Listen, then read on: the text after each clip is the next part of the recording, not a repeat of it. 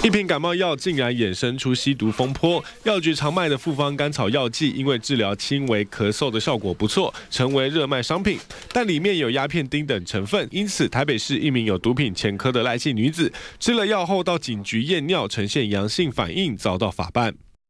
在法庭里，赖姓女子的阿嬷供称有买药放冰箱，孙女如果咳嗽的话就自己去拿。而赖姓女子为了表示清白，也自行检法送到台北荣总检验，没有得到毒品反应，表示她1年内都没有吸过毒。法官也参考法医研究所的论文，认为赖姓女子的尿液里吗啡含量不到4000单位，因此毒品检测会呈阳性，应该就是复方甘草药剂所造成的。类的药因为含鸦片，所以有成瘾性，我们也呼吁就是说，民众就是说不要滥用这一类的药。药师提醒，由于复方甘草药剂含有鸦片，可能会有低度成瘾的状况，建议民众这类处方药治疗感冒即可，不要长期使用。记者叶伟林、陈如群台北报道。